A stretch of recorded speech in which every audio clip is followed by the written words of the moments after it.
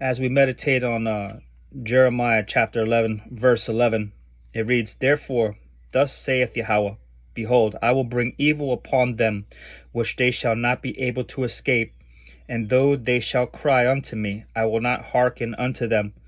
This very verse can be very well applied to those that are near and dear to us, that we love, even our children,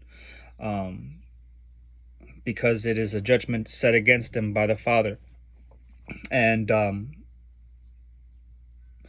although we pray and stand in the gap as an intercessor for them, ultimately the judgments of everyone is in the hands of the Father.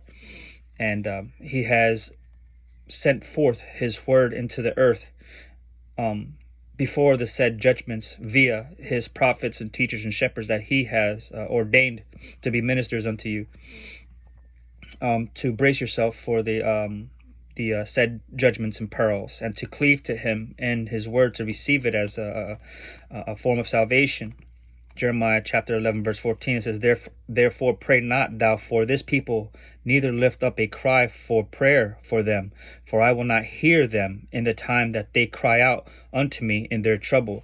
So there's usually in those very moments of peril where one cannot see a way out, that's when they usually turn and cry unto salvation. But in those very moments, mercies will not be extended unto them, because they have rejected your word.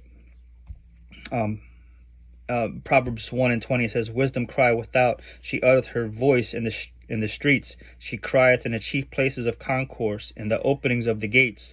In the city she uttereth her words, saying, How long, ye simple ones, will you love simplicity? And the scorners delight in their scorning, and fools hate knowledge." This word has been put out via the internet. The beloved brothers and prophets have been out on the street corners for decades and decades, preaching and teaching the second coming of Hamashiach Yahweh Shai and the judgments to come, and to bring in those last very moments before all wrath is poured out, for those that have an ear to hear, to cleave to it and to receive salvation. But the Proverbs 1:24 goes on to say, "Because I have called, you have refused, and I stretched out my hand that no man regarded." And at those very moments he will laugh at your calamities.